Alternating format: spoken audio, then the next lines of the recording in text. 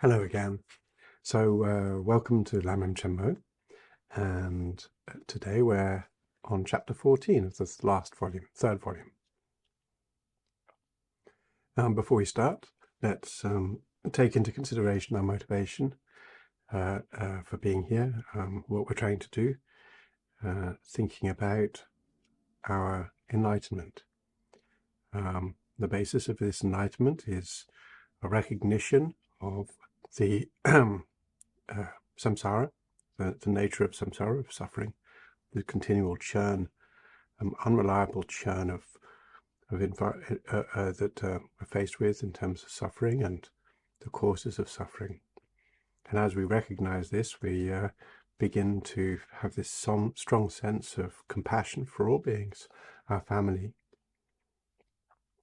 and all beings are part of our sort of interrelated family, and our sense of feeling how easy it is to be bound by this, how we've continually been bound by this, and to shoulder the burden of responsibility to benefit all beings. So not just for ourselves, for everyone, we're looking to see what we can do to tame our mind, to bring our mind into a degree of control, and to eliminate from our mind any stain of ignorance that's binding us to this toxic environment. As we do, we free ourselves through our understanding and through our actions, our compassionate actions. So these both work together. They help. One helps us to brighten and keep our mind on task, keep ourselves motivated, and also to open our mind, free our mind from the burden of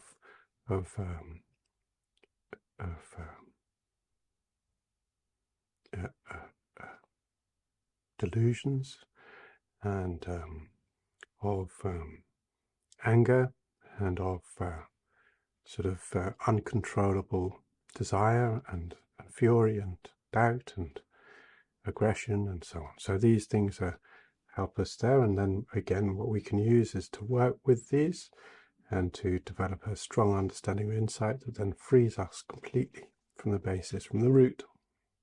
So these are work together, not separately. And as our insight gets deeper, then our understanding of the nature of how we're bound to samsara gets more clear, and that it helps to strengthen our compassion, strengthen our understanding of how all beings are locked, all sentient beings are locked into this problem. Okay, so that's why we're here. We're working on the insight, trying to develop an insight into this nature in order experientially, not philosophically. We're not here for philosophy. We're not here to sort of learn about things so much as trying to actually make a difference, substantially trying to shift this our awareness into a more profound state. So Je Rinpoche here is going to be talking to us. So far he's covered some of the bases of understanding how within the Middle Way school this works, and how we need to identify correctly what it is that is binding us. This being an ignorant sort of an overlay of a concept of or an appearance of intrinsic existence. So intrinsic existence is this idea that things exist on their side, right? This is a cup. It appears to be here and existing on its own, right, in its own way. And that's what we're going to be working on eliminating. We're not going to eliminate the cup.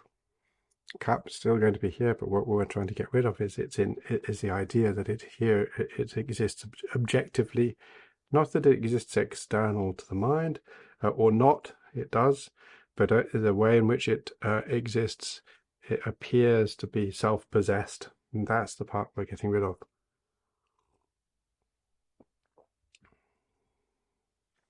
So Rinpoche starts with saying, middle way. In the middle way, we recognize the idea of convention. We talk about things, truths within convention, including many different presentations or discussions of samsara and the cyclic existence, this toxic world, the toxic existence that we're in, as well as nirvana, this freedom from such. We also work to refute, to completely demonstrate the lack of all sorts of the existence of these constructs that are put forward, primarily those which are put forward by our ignorance.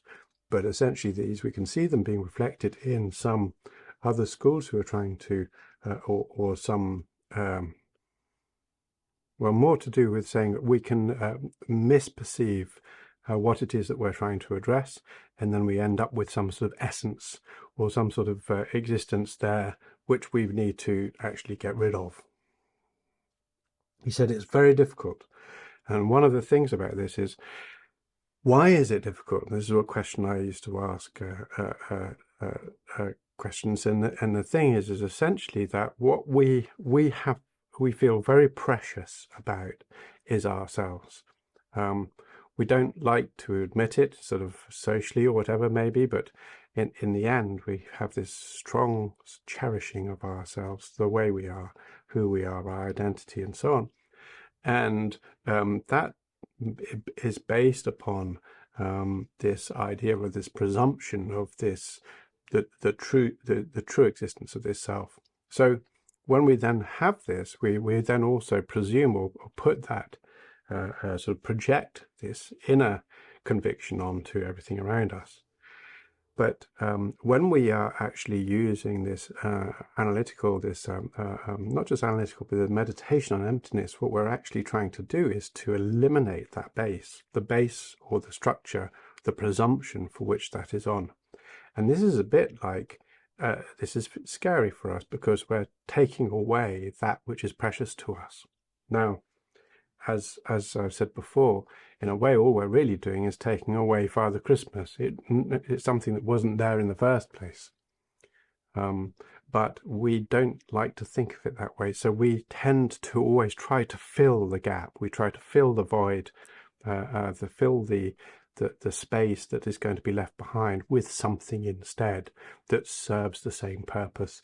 And one of the ways we do that is by sort of trashing the exercise, literally trashing it, saying, oh, well, in which case nothing really matters, so I'll do whatever I want, right? Or we do, we sort of find a way in which we can preserve and continue to preserve our preciousness towards ourselves. So these are the obstacles. This is actually what we're trying to deal with, is this incredibly strong, very, very subtle, but very, very strong compulsion that we have about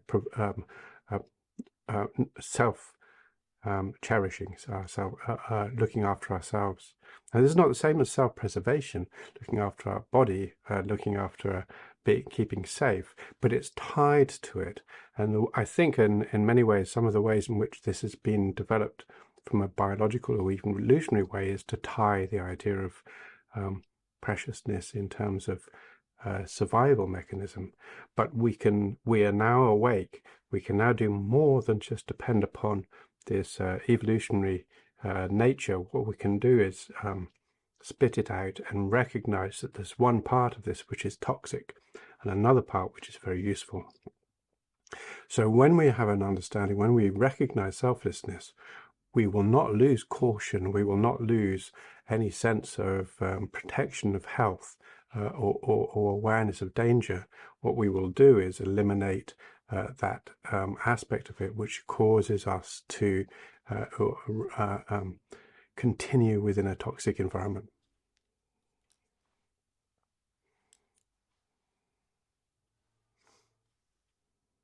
So he says it's very difficult, and therefore accurate knowledge, being able to cut remain on task of keeping on the point, actually eliminating that substance that binds us into this self-cherishing, this self-grasping mind. This is hardly even found within Buddhist Buddhist texts, because it's so hard to identify and to explain clearly. So I'm not sure that I can do any better, but I found this text, some parts more easy than others, but I found it very instructive in helping to develop a light that shines onto this ignorance that doesn't want to be looked at. It's a bit like a bully. People say that bullies hide in the shadows. Our self-grasping hides in the shadows. It doesn't like to be looked at. We need to sort of force a spotlight onto it, pin it down, and then it sort of withers away. And we have to be able to do that to make sure that it's not creeping back into the shadows. So this is the aspect we allow ourselves with this essentialist mind, this mind that wants to grasp onto the self, right? We need to we have to use tools. So the spotlight that we're using, one of the tools we're using is this analysis. We're going to be using logical analysis to split, divide, watch again, look carefully, unpack. So one of the descriptions of this is like an assayer who's working with gold. They do these various different tests to test the quality of the gold. Or when you're a goldsmith and you're working the gold, you'd use it again, you'd fold it, you'd hammer it, fold it, extract any impurities and work on it again. Nowadays we have some chemicals which can help, but the same process is we need to really work it in order to remove any impurities out of it. Likewise, we do this with using our own arguments. We need to develop these very fine, sharp weapons to destroy and to cut through this bullying, self-grasping mind.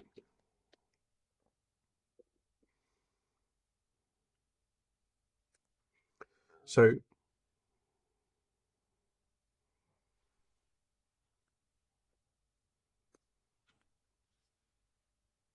this Rinpoche is saying that this here depends upon us in being able to distinguish carefully about what can be said and what can't be said, and recognizing the distinctions. We don't want to be too over heavy. We need to be very clear about precisely what it is we're doing. Otherwise, we're going to either take too much away, or we're not going to take enough away. And this again is this point about saying we have this pushback, internal pushback, saying, and trying to discourage, trying to say, I don't like this, it's not for me, I've got, this is the part of Buddhism I don't like. All of these defensive mechanisms that come into place, right? And actually this isn't philosophy. This is about trying to point at the bully and say, stop, right? So it's not about some sort of strange mind games or whatever. Some of the language is easy to get lost in, and like last week I was really struggling with some of this, but honestly the point about this is we can really bring it right down to some very, very simple, powerful tools to use, and that's what we're trying to do.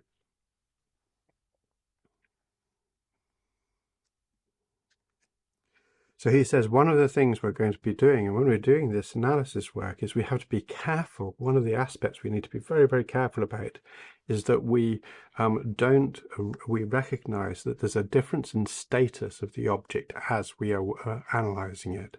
So we're going to have different statuses in terms of recognizing that what needs to be destroyed, this grasping, this ignorant mind, that covers everything, smears everything with this idea of intrinsic existence. This is our target. We have to get rid of that.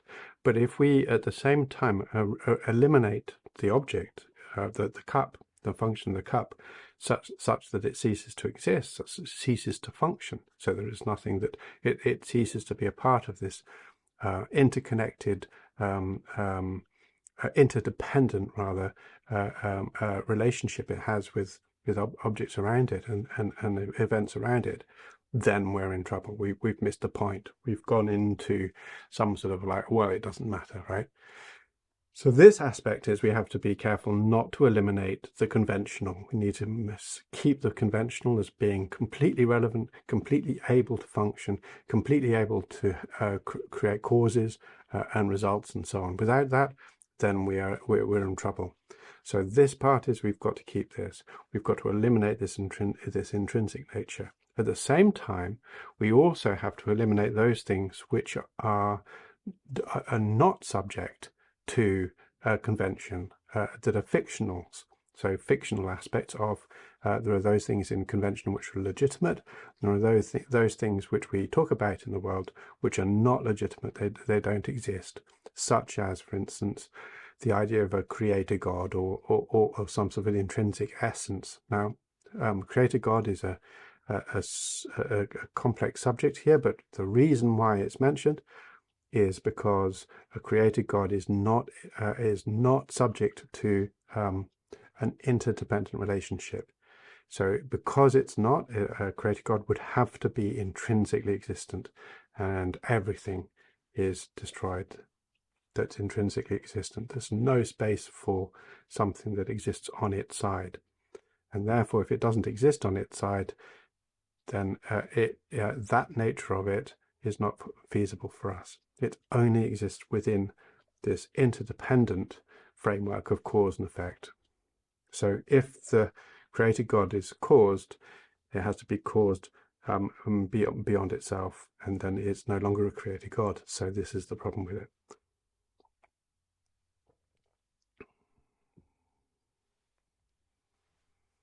So we can very easily come up to a conclusion that if we are denying such objects as created God or soul or essence, primal essence, or these various different things that are sort of partless particles and so on, then if we are able to strongly deny these, then sometimes the cup goes as well with it, and that's a mistake. So we've got to be careful that these things don't go, and likewise these imaginary objects go, and also intrinsic existence goes.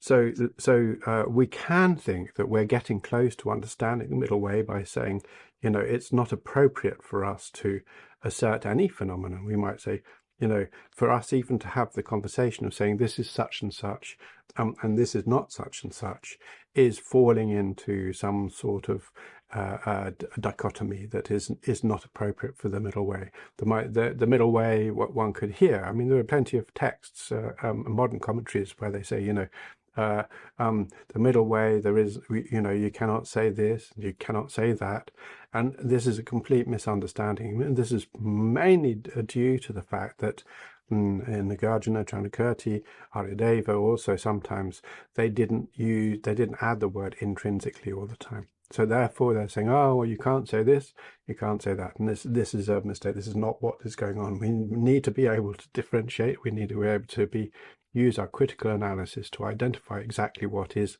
and what is not, and what that means, in which context things are and are not. So that's very important too.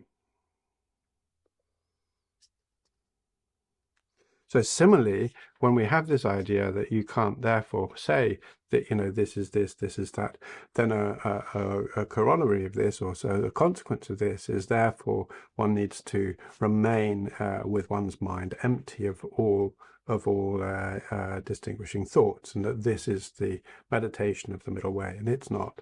So this is not the point. Cultivating the view of Madhyamika is not found through just merely emptying one's mind. A consequence of, and we've said this before, a consequence of calm abiding is that one is able to engage in non-discursive perception, where the mind discursively is no longer happening, because one's concentration is so strong. but that's not to do with the middle way view. That's just to do with the nature of concentration, which is available to anybody who trains in concentration. Likewise, the aspect of discursivity is used when we're concentrating on the object, not when we're discovering the object. So there are these two aspects. We need to do the analysis in order to identify the subject. Now, as we said, the subject in this case is the lack of an intrinsic existence in anything, right? But primarily, and in terms of the subject of meditation, the object is the lack of an intrinsic self, right? In terms of one's own self. And when one is able to get a clear understanding of what that means, both in terms of the self that one is looking for and also its intrinsic nature that one's looking for, then essentially, then one is able to concentrate on that. But as I said, and as Rinpoche says, the object has a tendency to slide away very easily because it's uncomfortable. So when we're doing this, we need to be able to develop our focus, and this is why we also need this strong, calm abiding. So it's once we have the analysis, once we know precisely what it is that we're actually looking at to eliminate this lack of something, an absence of something, when we're focusing on that, we need to have a strong focus to keep it. And then we can see, and as we see it, we are able to achieve enlightenment. Direct perception, not just a direct perception, just like we see the cup, is this direct perception without any hesitation of the fact that there is no intrinsic nature of self here, right? Then one is doing very well indeed. But in order to do that, we need to learn really well. We need to really understand clearly what it is that is going. I mean, need to be doubtless about it. So this is why sometimes some teachers say, well, you need to do our meditation, and then we need to understand emptiness, this subject, insight, emptiness of intrinsic nature, or we need to but then many other teachers say you want to learn both. You're going to need to spend time to really identify what the object is, intrinsic, the lack of intrinsic nature or intrinsic existence or inherent existence, right? Things existing on their own side. So this is what we're trying to eliminate, and we need to be very, very clear in our minds about this, and then we can use that to help release ourselves from the obstacles to our meditation. So our meditation training, we don't normally train meditation on the object of insight because it's quite slippery, yeah, for the reasons we talked about. So normally one uses another object for meditation, or one uses one's mind as the object of meditation, and then eventually one arises at a point of when we have achieved calm abiding, then we can use this understanding of the emptiness of inherent existence, and we can cut directly through. So we have to learn both. We have to train in both.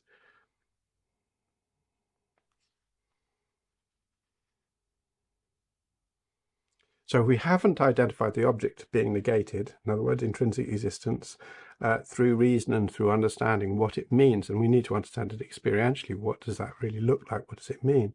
Then we will, our understanding of insight is incomplete. We need to continue learning more.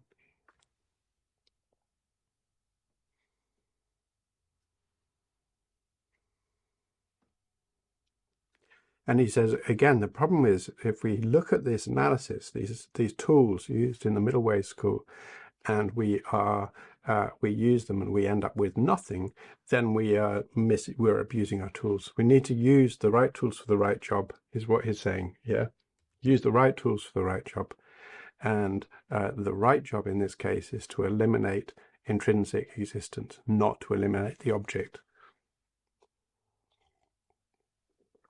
The intrinsic existence of the object, yes. But the object itself, no. The object itself, I say itself, and I'm like, well, not its intrinsic self, right? The object is going to remain. The cup's going to remain. The way we see the cup is going to change.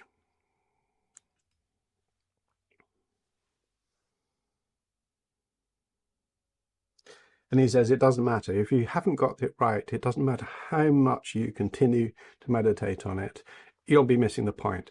And this is one of the problems about meditating on emptiness, is we have to work with this mind of continuing revolution. We can't be satisfied that we've got the answer, because it's so slippery, because it's so easy for us to slip into a self-contented, self-grasped mind of, oh yes, I'm now meditating on emptiness. I understand emptiness, right? So this is quite clearly a mistake. So this sense of pride is arising from our self-grasping. So the object, the subject, the self-grasping is definitely present, and therefore the object, which is the elimination of self-grasping, is definitely absent. Right, so we've got to be eliminating this, not using emptiness or the meditation of emptiness to develop greater pride, greater self-grasping.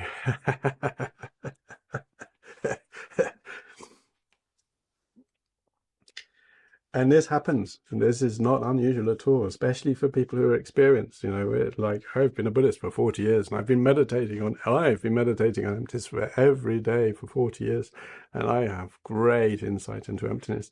This is, of course, a mistake. Yeah, so this whole point is to say that why is it a mistake? Is because there's this pride here. I this, I that. If the pride has arisen, then the problem is not gone away. The problem is the pride rests on self-grasping, completely rests on self-grasping. So when we have this proud mind like this, then we know for sure that the basis of that is this self-grasping mind. Self-grasping mind's not being eliminated. Same with the other afflictions, such as anger and so on.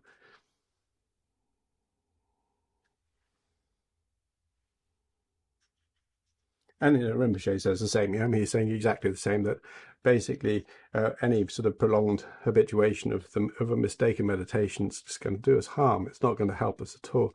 It's just going to continue to leave us either in a sort of rather jaded vision of what it is to be meditating on emptiness, or worse, it can decay, it can work against us in terms of recognizing the importance of doing the right thing, because we can lose focus of sentient beings, or lose focus of responsibility, or and the responsibilities that we need. Yeah. So as a general rule, we're encouraged to be humble and to work to meet the responsibilities towards our family and so on, and our friends, and even within a normal worldly context, let alone a spiritual context. And we might think, oh, well, I'm on a spiritual path, so I don't need to do this. It's quite the opposite. And when we're taking a spiritual path, then we have to make sure we've met all of these responsibilities first. As well, rather, if you like.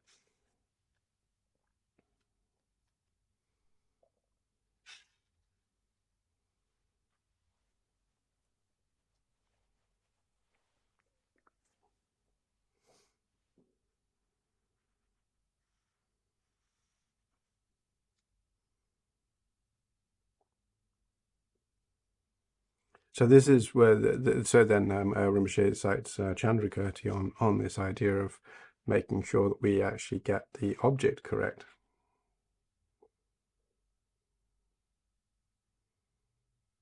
And one of these aspects is to recognize that within the Middle Way School, any of the sort of philosophies or philosophical views, as well as the ignorance that arises innately and that we're born with, and animals are born with, of this obscuring aspect that makes us think this is there, that is there, this sort of strong I am here, this sort of very strong binding to of inherent existence, of intrinsic existence.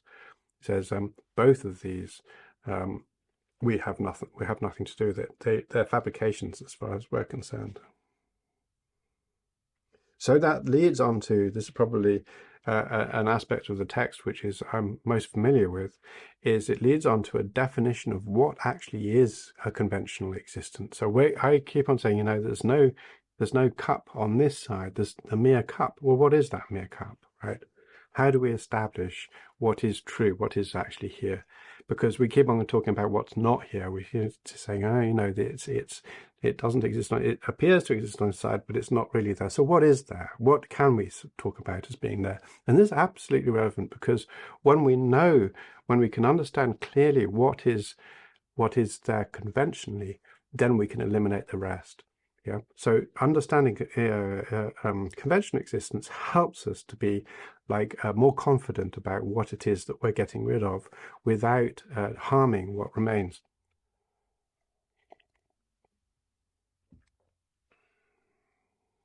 So it's nice tea today.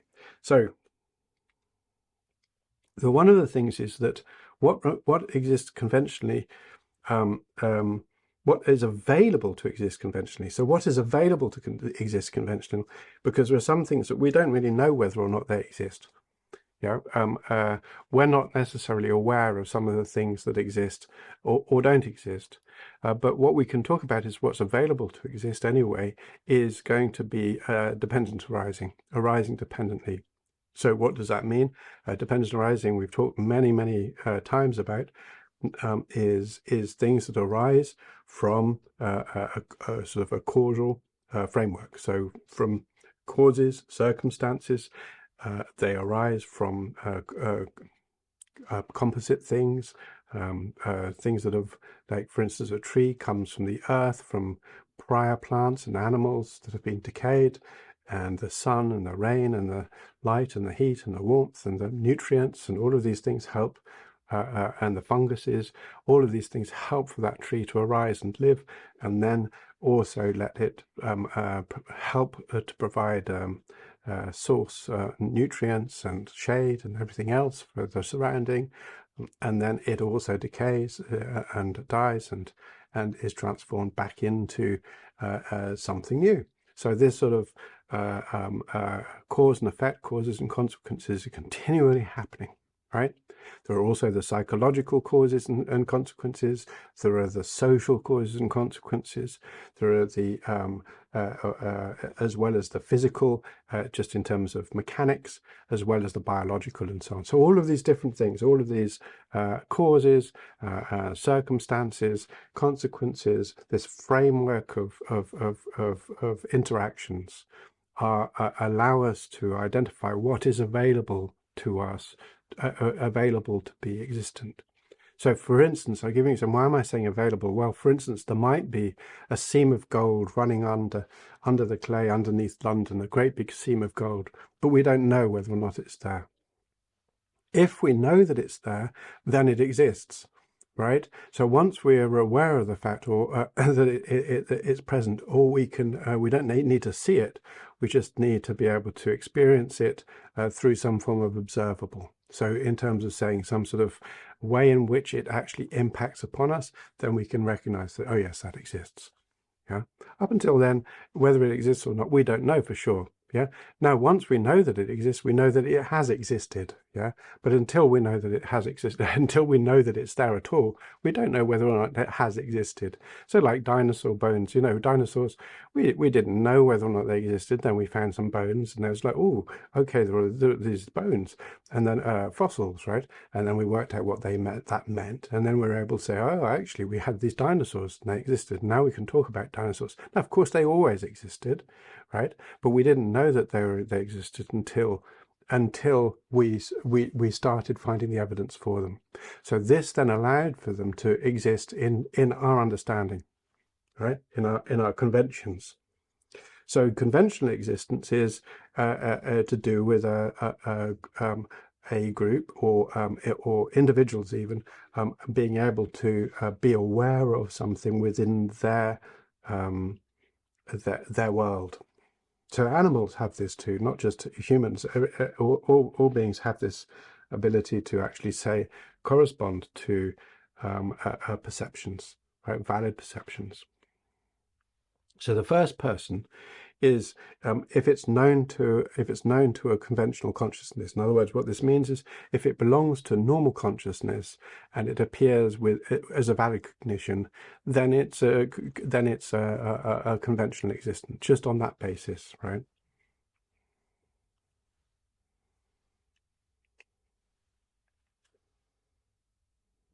And then, secondly, if no other cognition contradicts its being that way within the context of that convention. So why do I say within the context of that convention? Because if you're reading along and say, well, Ben doesn't quite say that. It just says, you know, a contradiction. But the point is saying that we can have conventions which apparently contradict. Right? So then it's like, well, which one is correct? And the point is saying they're both correct within their own conventions. It's only when we begin to look at two different conventions against each other that we see a conflict. And then we can argue it out and we can decide which one's right, or we can just recognize the meaning or the aspects of that which are distinct according to the convention. So, for instance, if you imagine a green apple, like you know, a bright green apple, in Japan it'll be called a blue apple. Now, it's not wrong for the Japanese to call it a blue apple. Everybody, if you say, what color is that apple? They say it's a blue apple. In fact, even a green traffic light in Japan, in Japanese, and Japanese culture, they'll call that a blue traffic light. They'll say the traffic light when it turns blue. And it's not as if they actually use blue lights, they use green lights. So green vegetables, like broccoli and cabbage, they're all called blue. They're called blue vegetables. They're not called green. And so many of the ways in which we use like spring greens, they'll talk about spring blues. So this sort of aspect of the Japanese culture is that the word green, although there was a word for green since about 1100, even until it was only after the Second World War that the word green started to be used. So culturally, the word blue has been used instead. Now, when you talk to Japanese, and everybody understands, and you say, you know, if you hold up a green apple and you say, is this red? They'll say, no, it's blue. But that doesn't mean they're wrong. Everybody recognizes what that means in that context. So for the Japanese convention, up until quite recently, it's beginning to change now because of globalization, global communication. You know, this is a blue apple is completely sensible. It's not wrong. It's completely sensible within the context of the Japanese culture. In the UK, if you hold up a green apple and you say, is this a blue apple? The answer is, of course it's not, right? So here we see a convention where there is a word green and it's recognized as appropriate for a green apple, and we talk about a green apple. So this aspect of the way in which, for instance, the Japanese says green, and the British, even though they know green, they still have green as a color. They'll say blue for apples. Then we have this thing in the UK where we'll say, no, that's green, not blue. Which of these is right? What does that mean outside of the context of the environment that they're within, right? If we go to Japan, we say green apple, we'll be laughed at. So the point about this is to say they're not wrong. They're just as right as we are talking about saying, oh, it's green, right? So this sort of idea is very useful for us in terms of recognizing that conventions can overlap and have different ideas about the truth or falsity within them.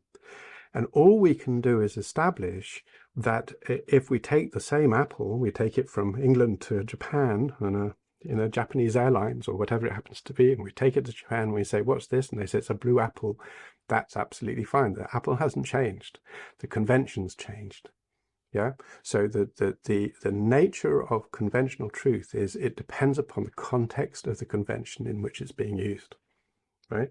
Its availability for convention is established through it being a causal object, through the flow, if you like, a causal flow.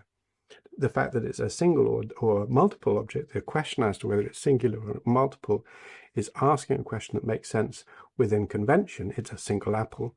But if we're trying to establish whether it truly is singular or multiple, then that's where we're actually looking at intrinsic existence, not conventional existence. Because we can break it down and say, well, it's made out of many parts. Which part is the apple that we're talking about? And that doesn't make any sense within a conventional sense. And what it points out is that there's nothing intrinsically where we can point to and say, oh yes, it's the stem that is the apple, or it's the base, or it's this that makes it the apple. So this aspect, or the DNA even, you take away the DNA and put it in your hand, you've just got a bit of dust there. And you say, well, you know, here's the apple without the DNA, and here's, if we can extract it somehow, and here's the DNA. And you say, where's the apple? Everyone will point over here, right? So we can see quite clearly that there's more to it than just one sort of aspect to it. So that's the sort of levels of rational analysis that we do that demonstrate that, in fact, the idea, the intrinsic nature that we imbue upon the apple or the cup or whatever it happens to be, or ourselves, is nothing to do with the conventional nature. So far, I'm being a bit slow here. It needs to be known, recognized with a valid cognition, with a correct perception, and then also recognized within that convention and in a way that it doesn't contradict within its own convention.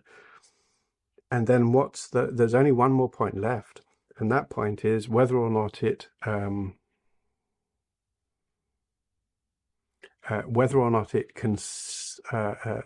withstand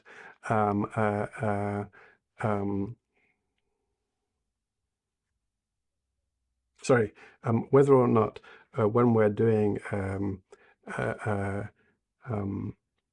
analysis into intrinsic nature, it doesn't contradict it. So when something intrinsically exists, if we were able to find something that intrinsically existed, or something intrinsically exists within a convention, that cannot stand that analysis. In other words, it conflicts with our understanding of intrinsic existence, and therefore it fails to be a conventional truth. Not only that, in fact, one of the points which I made earlier on is it fails to be a conventional truth because it is not a dependent arising. So a dependent arising, we'll see later on, but also in terms of the earlier definitions of emptiness, is that a dependent arising has no single point. It does not exist on its own. Literally, it exists in dependence, in dependence upon other things. Right? It arises in dependence of other things. So that, because there's this thing in English, right? Independent and independent. Independence. So we're not talking about independent. It doesn't exist independently. It exists in dependence upon other things. So I don't know. So that there's a space there which is hard to see sometimes. So by definition, only those things which are belong to dependent arise dependently upon causes and circumstances and surroundings. Only these things there are available to us as conventional truths. So that means essentially we've established that a truth belongs to convention. It belongs to the story. It belongs to not just the language. We normally think about it in terms of semantics and so on. We're not just talking about the language, because the way in which our language works very, very much informs us about the world around us. But the world around us also informs us very much about language. There used to be this debate. This is a Western philosophy debate about the fact that language was determined by our perceptions. And then Wittgenstein, I think, came along and he said, well, actually, our experience is determined by language. And in fact, they're both right. They're both contribute either way. So it's a much more interlinked in this sense. So this aspect about the way in which we see the world affects the way in which we speak about the world. The way in which we speak about the world affects the way in which we see the world. And the point is that that doesn't make language wrong. It's extremely useful, and the way we see the world is very useful for it also. But what we need to do is remove this smear, this dark side.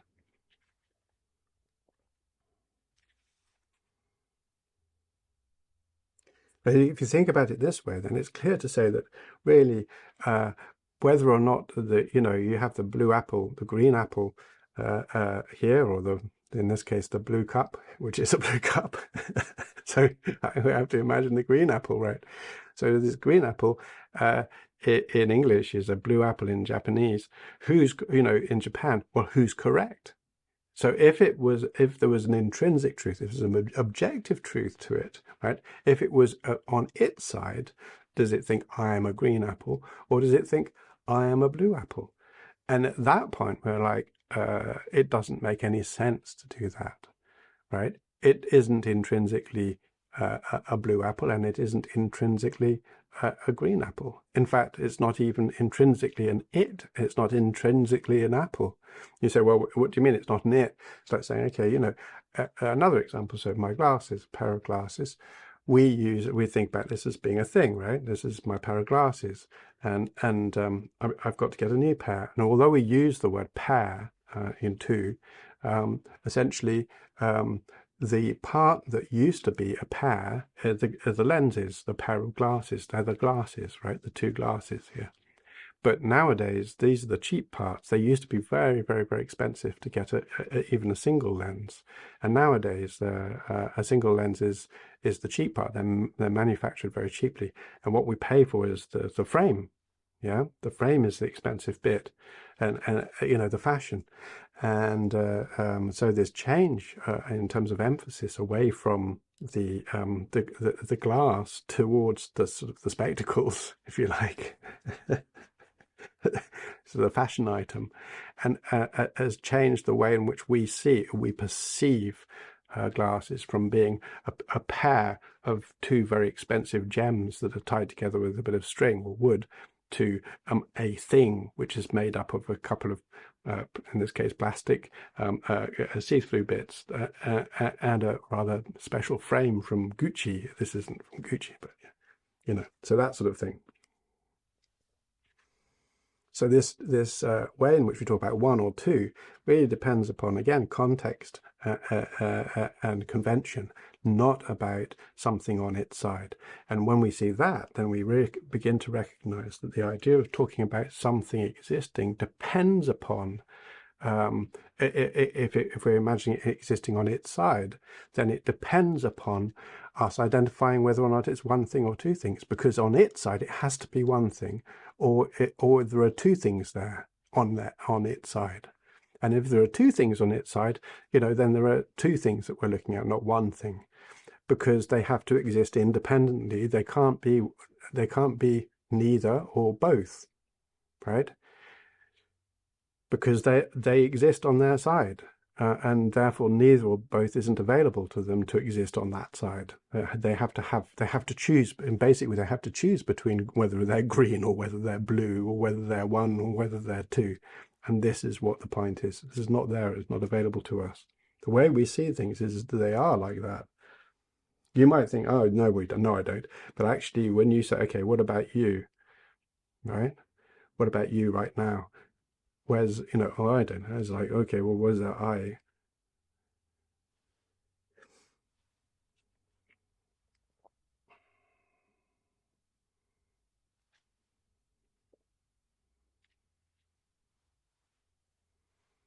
So then Rinpoche says, in terms of conventional truth, and he's trying to explain this in terms of a non-analytical sort of normal day-to-day convention, just to establish that we don't need to be philosophers to talk about conventions. We do it all the time. We do it quite naturally. And he says this sort of conventional consciousness is generally, when we talk about conventions, it's sort of safe to say that conventional conventional views are the non-inquisitive. But that doesn't actually exclude us from conventions which are specialist. Specialist conventions are also available to us, and they have their own rule sets too. But let's carry on with the book for the time being. So it's this idea of saying this is how it appears, the context of how it appears to me, or how we talk about it, and we don't think, well, how does does my cup actually exist? It's incoherent to us, that, and because it's like quite clearly it's here. It's just like if I say to a niece or somebody, I say, or a nephew, I say, does this cup actually exist? They'll look at me like I'm a bit loopy. I think they think I'm a bit loopy anyway, but that's separate. So that sort of thing is clearly it belongs. It's just a normal non-analytical approach to things. Sort of non-examining is like, well, yeah, it's there, mate.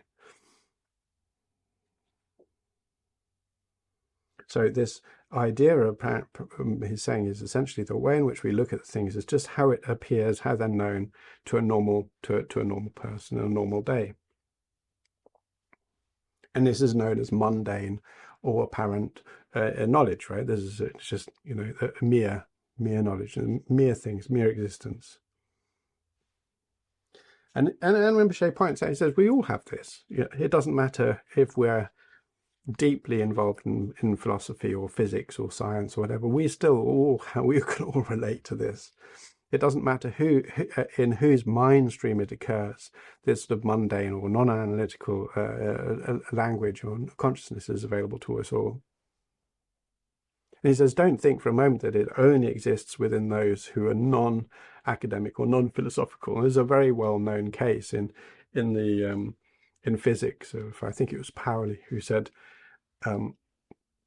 even decades of being a physicist, and I can still enjoy a beautiful sunset with my wife without having to consider it to be a world turn. In other words, he knows very well that the sun isn't moving, the sun isn't setting, it's the world that's turning, and yet it doesn't stop him or prevent him in any way from enjoying a sunset.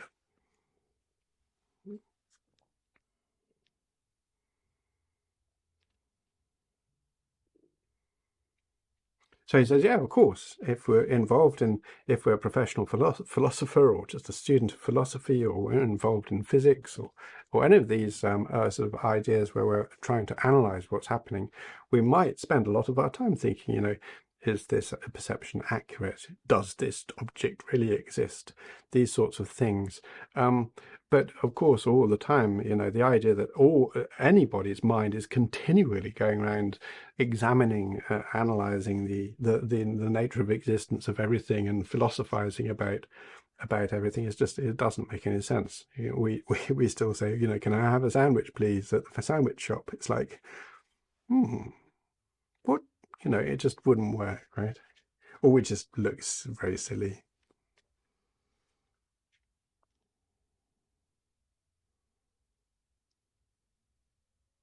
So Anne Rinpoche says, therefore, if you really want to know what worldly knowledge is or what this mundane knowledge is, you don't have to find an elder who's not done any, not had any academic training, or you don't need to go ask the shepherd. He sort of talked about some writer is saying, just ask a shepherd. So you don't need to ask a shepherd, really. It just needs to be a bit obvious. Think for yourself.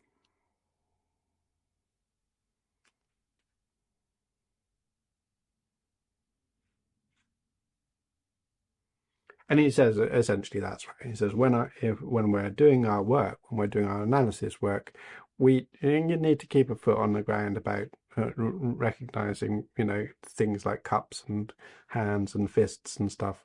Otherwise, it's not going to help us. We need to understand this even common conventions, this common, very simple, untrained.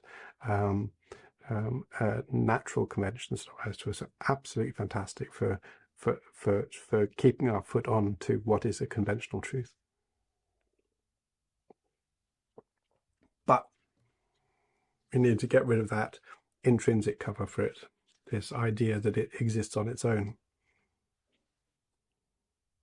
And he said there are specialist areas, there are specialist things such as the subtle impermanence or the atomic nature or quarks or whatever. It doesn't say quarks here, but he talks about these various different things. He says, lots of people don't understand all these things, and lots of academic areas, not just Buddhist, but also scientific and so on, which have established all sorts of truths about the world and about practice and so on. This is just because they are not necessarily available to an ordinary consciousness or an ordinary person, doesn't mean that they don't exist within conventions, because what we're talking about are dependent arisings, and therefore we can recognize that they have an effect, and they have led to causes and consequences, and therefore are available to understanding to an ordinary person. And even within conventions, so you might say, okay, well, what about, just because a convention says it, does it make it true? And the answer is, well, not necessarily. So the point that was raised earlier on is that the second point is that it has to be available to the convention as being true, to another consciousness. And what this also means is this can happen over time, not just necessarily in the same moment. So an example of this is, for instance, within geography, there was a time when geographers they rejected the idea that of tectonics of continental plates moving across the surface of the Earth, and they considered it to be a complete fringe, and rejected it out of hand. And then evidence consequences, cause and cause, they were able to see and they were able to perceive, not necessarily directly, but through their instrumentation and so on, that indeed continents did shift. And so their former convictions, which were the convention and were truths at the time, were shown to be non-truths, untruths. So it's not as if just because we believe it to be true, it remains true. It remains true within that convention, as long, or within that context, as long as that context is held up, as long as it's kept in light, into view. So this means that we can actually continue to refine and review and to improve upon our understanding. It doesn't mean that there's some sort of endpoint. All of this within a conventional reality. Because in the end, what we're doing is we're saying, as our eyesight, as our vision, as our ability to see, using our devices or machines and so on, our sciences, as we get more and more clear at being able to perceive deeper layers of reality, then we are essentially our perception is being refined. And as we are able to do that, our valid cognition is being adjusted, and we're able to see where we have made mistakes in the past. So all of this works within the middle way school. And this is one of the great things, is actually how strongly it corresponds to scientific analysis.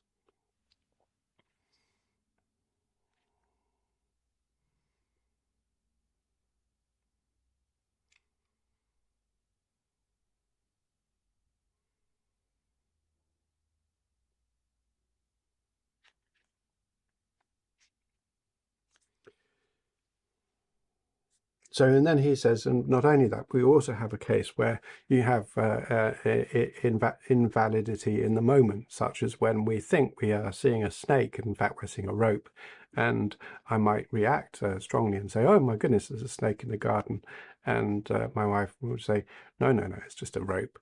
Okay, so this here is like, okay, one of those is a valid perception, the other one is invalid. So it's not just in terms of time, it's also in terms of presence, that we're able to say which one is the valid or the invalid conventional consciousness.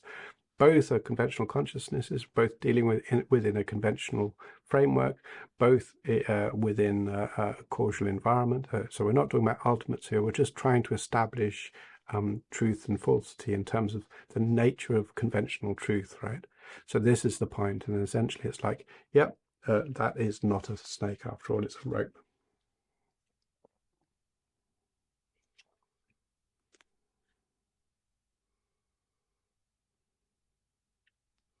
So the point, the last one, which is about this reasoning consciousness that analyzes, accurately analyzes whether or not something intrinsically exists, doesn't contradict that which exists conventionally. Why not? Because conventional truths don't try to, a conventional truth like the cup itself doesn't require us to believe in some sort of objective existence. It doesn't require us to for it to have some sort of inherent existence. Inherent existence, we can't actually see it. What we see is a causal network. We depend upon causes and circumstances. We depend upon light, the reflection of light. All of these things we depend upon physics. All of these things for this cup to arise in our mind. We depend upon our mind. We depend upon our perceptions. All of these things are all interdependently linked. Therefore, the idea of an externally, intrinsically existent object doesn't actually falls outside of our framework, and is therefore not necessary for convention, and is actually refuted by convention. So when we accurately analyze, looking for that intrinsic existence, there's nothing. There's nothing about the conventional nature of the cup which is destroyed by it.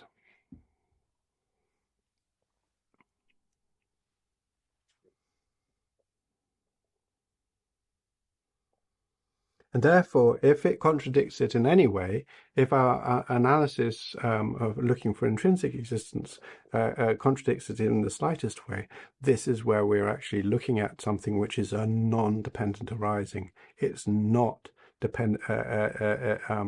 interdependent, and therefore it's recognized as a falsity.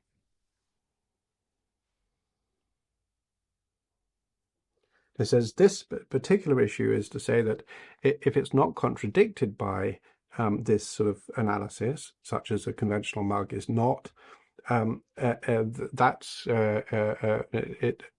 being not contradicted by it establishes that it's conventional existence. But saying that the cup is established by such a reasoning consciousness is a different question, because to say the cup would be established by that which is an analytical, this sort of analytical method would be establishing that the cup intrinsically exists. So we definitely know that we have to recognize that not being contradicted by it. In other words, it's not the object that we're looking for. This is not the drone we are looking for. This is just the cup. The drone we're looking for is its intrinsic existence, that which is available for us to grasp onto. That's not present. So another, as I said before, has been said before, essentially, often when teachers are talking about emptiness, they talk about subtle impermanence, because subtle impermanence is very easy for us to recognize that the cup is continually changing. From moment to moment, it's continually changing. Therefore, it's not reliable and it's not available to us as a single object. It's a continually changing object.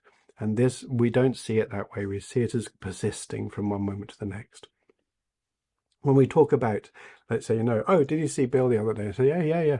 How is, oh, well, Bill, he'll never change. And that makes a lot of sense to us conventionally, just in terms of conversation.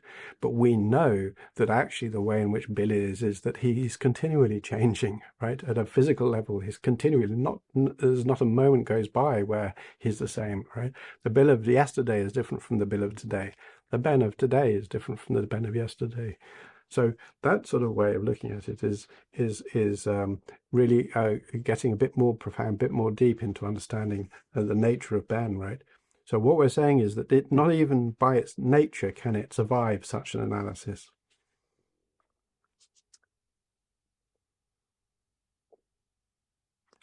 So it says, if we can't recognize the difference between, in terms of our analysis, looking for intrinsic existence, if we can't recognize the difference between not being contradicted by this analysis and being established by the same sort of analysis, then we're missing the point, right? So not being established, not being contradicted, because we're not looking for the mug, we're looking for the intrinsic nature. And being established means we've found the intrinsic nature. If we can't distinguish these two, not being contradicted versus being established, then we're going to find ourselves in a difficult problem. because we're not going to be able to recognize causal truths, such as the idea that a cup can hold tea, and non-causal truths, which are fictions, if you like, such as the fact that the tea is actually contained only by the grace of God. Yeah, so that's sort of the aspect of these things which are really important for us to be able to do through recognizing and being able to look for something which is beyond an interdependent relationship.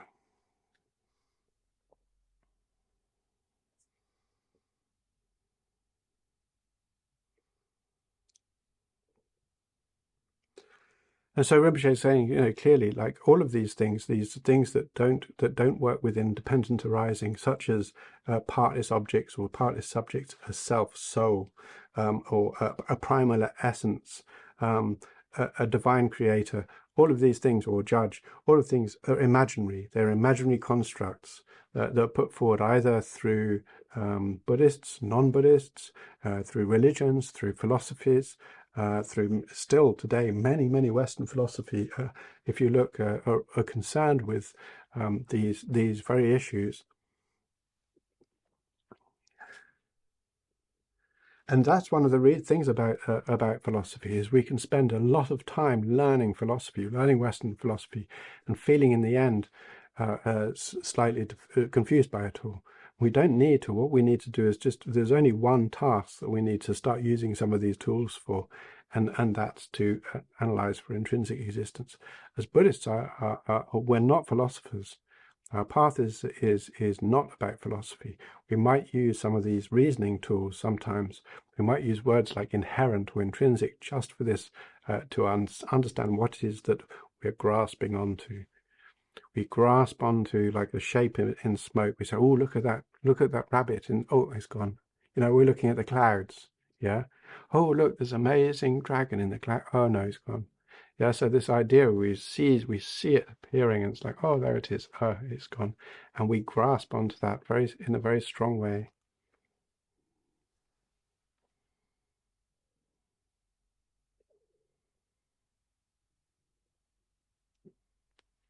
And he says, if we were able to find these things, this self and soul and so on, if we were able to use this analysis and be able to find them, then we have to say they exist. But we can't. We look and we can't find them. We can't even find, using generic reasoning, how they could possibly exist. We end up sort of saying, oh, it's a paradox. Very common in Western philosophy. Oh, it's a paradox, yeah. It is resolved with unity. Oh, well, these guys resolve it this way and those guys resolve it that way. But yeah, it's just a paradox. Doesn't, there's no answer. It is beyond logic is another one, right? So it's ineffable. It's not possible to analyze it, or you shouldn't analyze such things because God will strike you down. These things I've heard these. So this sort of thing here is like, well, so in fact, we actually start even using very simple basic analysis of what could possibly be there. We do not discover anything that allows for these sorts of entities to be present.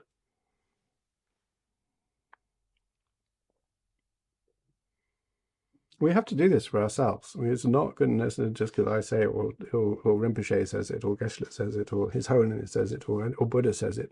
We have to find out. We have to do this for ourselves, because in the end, we have to look at our relationship with our self-grasping, our slippery self-grasping that hides like a bully in the shadows, and giving us a hard time.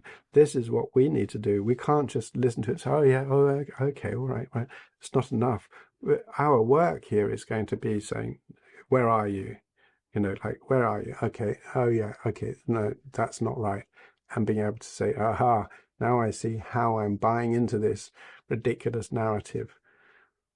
And there's no point being angry at ourselves. Being angry at ourselves is just exactly the same. It's just falling into self-grasping nature, cherishing ourselves, and being angry at ourselves. All of this is focusing on something that's not there. Yeah, literally not there. We exist as reference. I exist as a referent. I'm able to say I'm Ben Griffin, or that's Ben Johnson, or whatever. Of course, right? But this is not that. That's fine. This is this is the cup I'm bought on Amazon or whatever. Those sorts of things are very easy to do. That's fine, but that doesn't establish anything more than just a term of that versus this. The way we live our lives is not like that.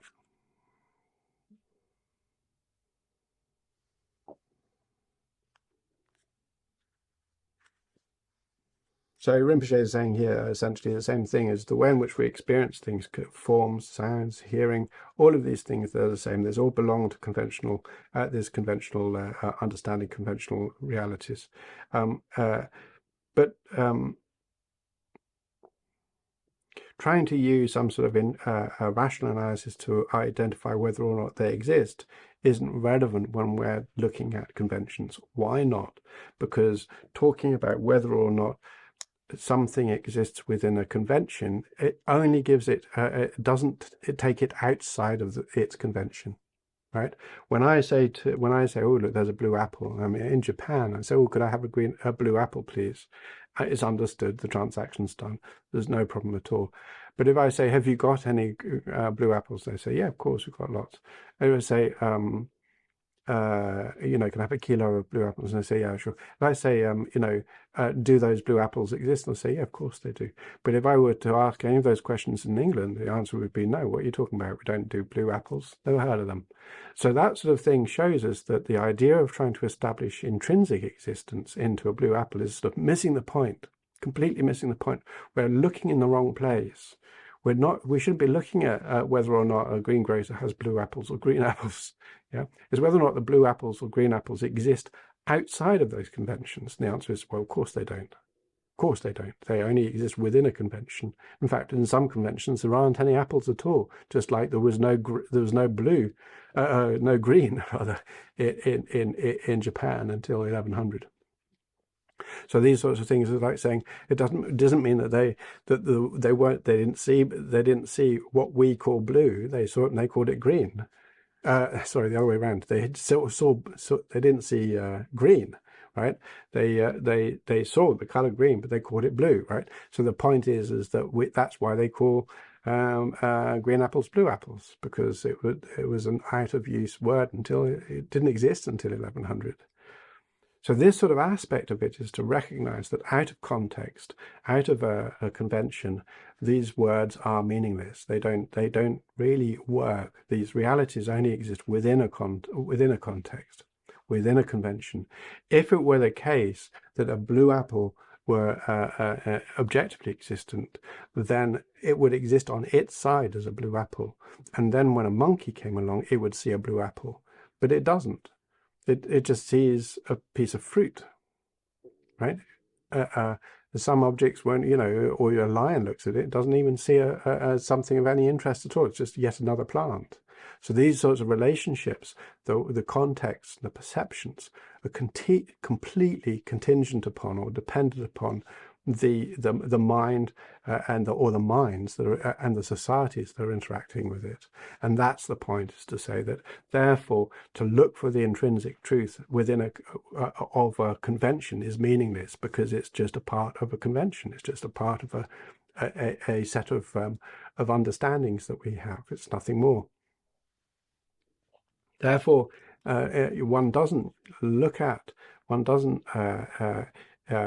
imagine for a moment that the conventional truth, the basic truth of the cup, is going to be destroyed when one uses this rational analysis.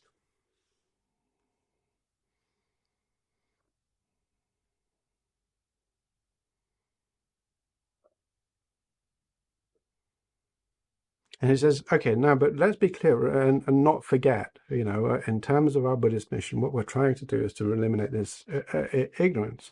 He says there are things that have been known to the world, or common parlance, or common in most conventions, and from beginningless time, or from the dawn of time, if we prefer, and yet they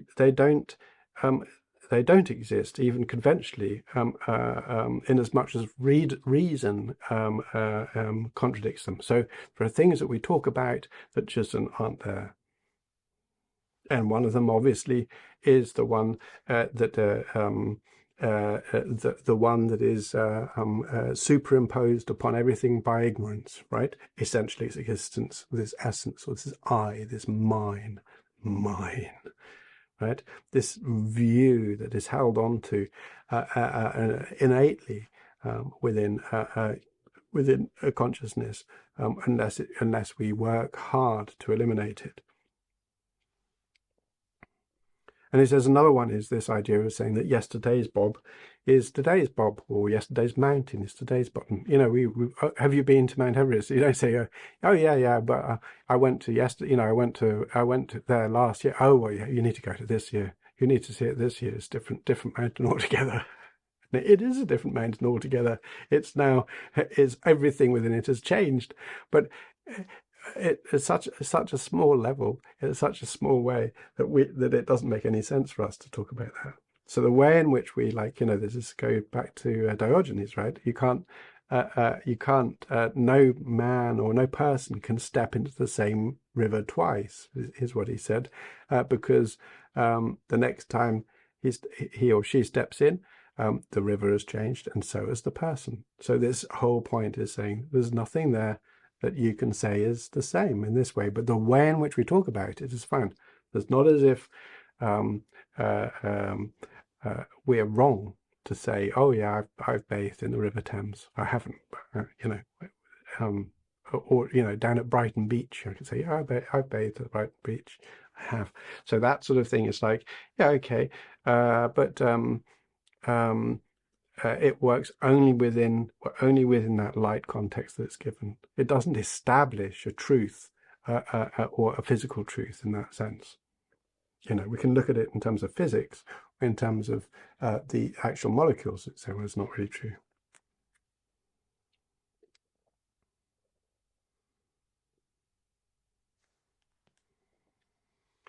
So sometimes some people think, well, maybe the way in which things exist, in terms of conventional existence, are those things which are only appear in a normal conventional mind. That's not really the case.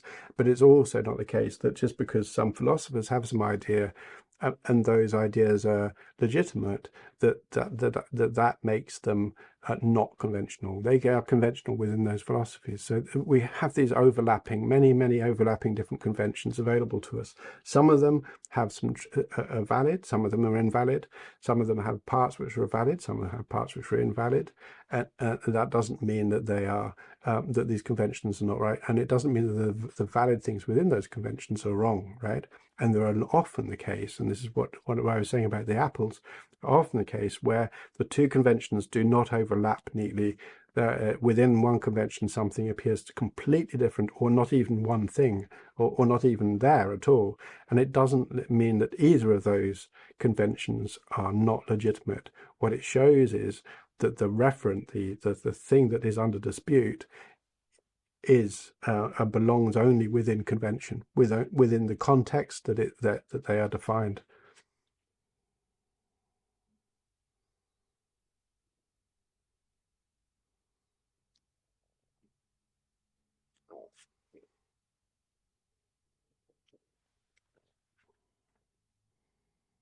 And he says, so for instance, the things that we definitely have common knowledge or common appearance is that things persist across time, right? We have this idea that this is yesterday's cup; it hasn't changed at all.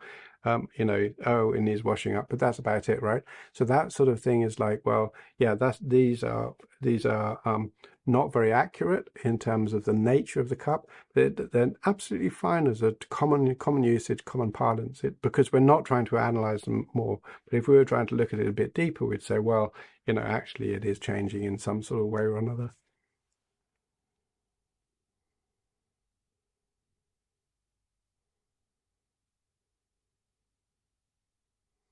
So we can talk about it being mistaken if I say, oh, that's the green cup, and it's not, because I've got a green cup. They both have a dragon on. This one has a blue dragon, the other one has a golden dragon, I think, so, or something like that. So that sort of thing is like saying, we can talk about that in terms of it being mistaken or not mistaken. I could say, this cup, same cup as I had yesterday, and it's sort of an apparent truth, but it's not as accurate as saying, well, obviously underneath it's all changing, it's all meaningful, it's all changing from moment to moment. But if I went around, in my normal daily life saying everything is under a complete state of flux, people will want to know what drugs I'm on, right? So this sort of aspect of it is recognizing that we need to be able to use language and also need to accept the validity of this language within its own context without it being wrong, without it being wrong at all. And therefore, it's very important for us not to be too judgmental on what people are saying, essentially, because they might be using it within a context that might not be possibly apparent. I remember very shortly before Geshe, my teacher, died. I was saying how fortunate I felt, how lucky I was that I'd met him, and had been able to receive so many wonderful teachings from him. And he said, but it's not luck, it's karma. And I said, I know it's karma, I guess. But I use luck because if in my normal day-to-day life, if I go around saying karma, people look at me strange. And he went, oh yeah, okay. So this sort of thing we need to be aware of, how, in terms of skillful means, we need to think what's most appropriate in the moment. What's the right language to use? We need to think about the context of the listeners. And in a sense, he was pointing out, really, when you're talking with me, Ben, you can say karma. That's absolutely fine. I understand karma. I taught it to you. So that's all right. So this sort of thing really is primarily to understand how we talk and who we're talking to and the context of our discussion in terms of being able to achieve the best truth or to be able to be more communicative. Something definitely we can all work on a bit. I feel sometimes I could work on a lot more.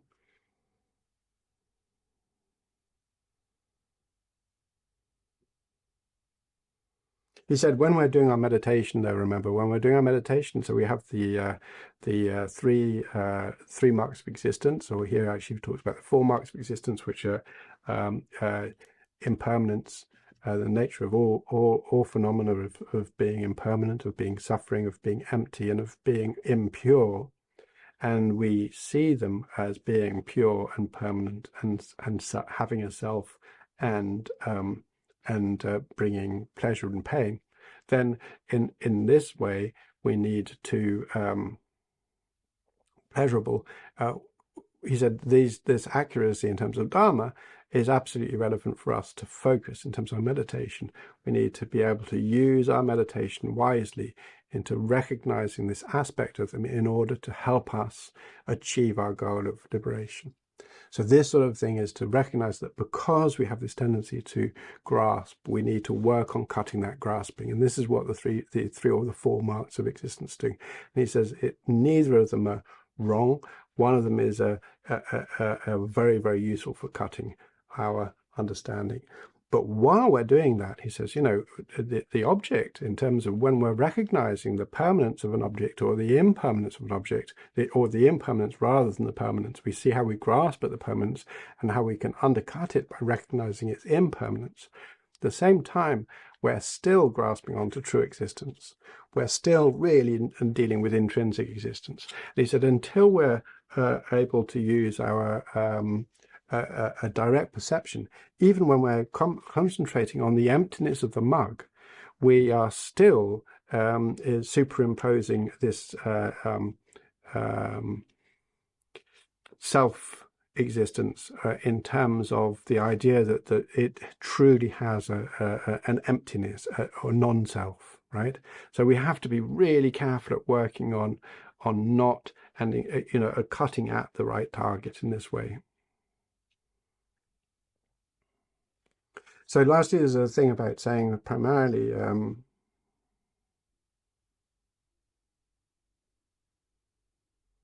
there's a question really regarding about the idea of saying that as in terms of the aspect of conventional entities being concealers, then the fact that they conceal the truth, which is that they do not have intrinsic existence, yet they appear to have intrinsic existence, then how can we talk about these as being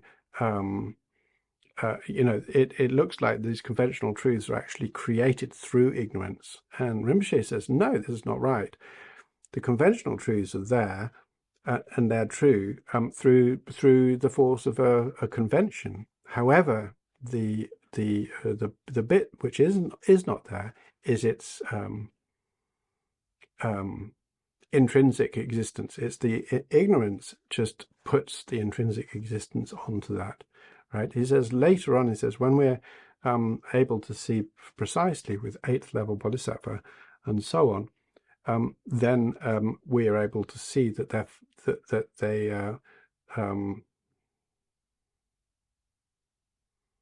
these appearances arise, but we can recognize that they appear fabricated in terms of they belong solely to convention. We don't see anything other than convention, because there's no aspect of exaggerating the concept of true existence there. We're free of that true existence that binds us in everything, and we're able to see true existence not only as inherent existence, so truly existent. So in that sense, it's like then we solely see the conventions.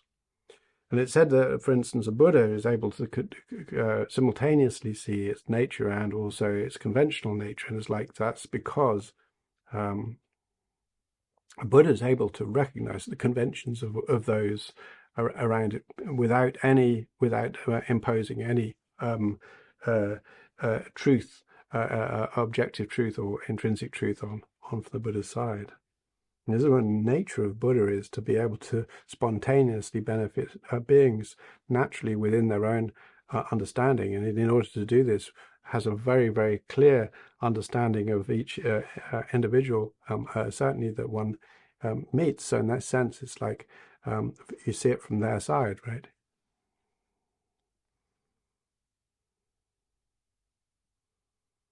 So he says, as to be clear, what we're saying is, therefore, it's the truth, the nature of the truth in terms of its objective existence. The truth of form, sounds, and such is generated in the due to ignorance, but it's not as if ignorance then creates the conventions.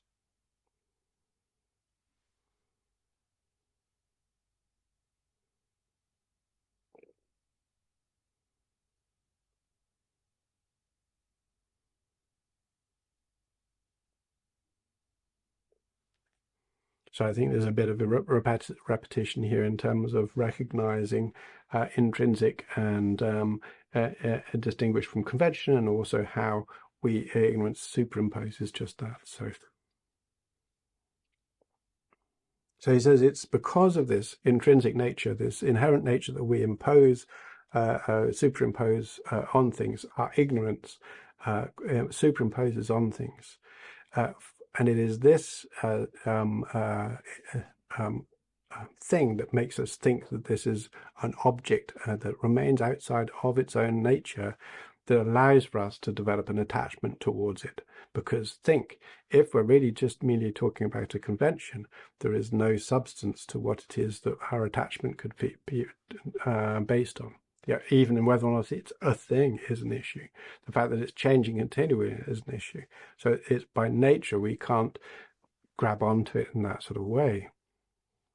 And likewise, it's our hostility ceases to find the object of hostility and so on, because these are based on the idea of a true existence.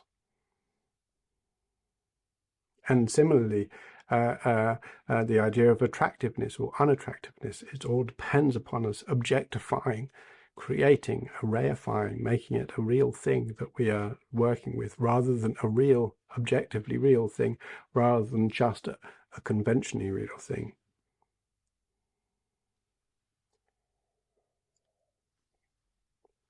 And that's how, he says, reason is used to eradicate our attachment, because it's through reasoning we can destroy this superimposition that we put on that cuts through our ignorance and reveals a lack of this intrinsic nature, and therefore we no longer are bound by those emotions which depend upon it.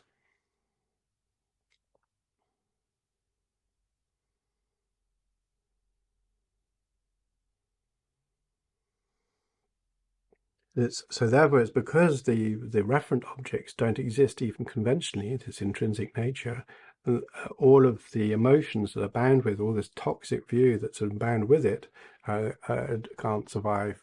And of course, the big one is ourselves. The way in which we see ourselves is completely bound into the idea of saying, I am really here. I am really here. I am a real thing. I'm a real person. And like doing that objectively, absolutely, I stand independent. When we do that, then this allows for us to develop this attachment, this obsession, this fury, or this kindness, or this preciousness, or rejection, right? It's still working with it, not eliminating it.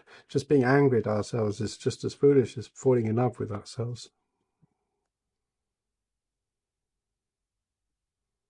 However, he says, because we're getting rid of existence, intrinsic or true existence, or essentially existence, even conventionally in this system, it can seem very, very difficult to recollect actually what is a conventional object, to even perceive it. And we need to be able to get this clearly, because if we don't, then our practice of compassion will become weakened, and our practice of responsibility will become weakened. We need to be able to recognize dependent arising very, very strongly as being, otherwise we can end up sort of in a feeling that everything is imaginary. And this ends up leading to a negative view. So we have to be very clear about this, he says here, about establishing conventional existence. And that's enough for the week, or for this session anyway. That's what he says. And that's the end of chapter 14.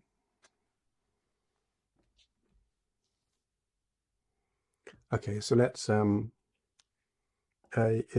hopefully use this and consider how we can work with this to develop a stronger insight into conventional reality and what it means to be conventional. And once we recognize what conventional is, we can see that everything else is ultimate, or it is non-existent, right? So this idea is saying is that there's nothing there which we can point to, which we can determine is intrinsic, and that leaves us only with conventional truths. The ultimate truth is there's no essential.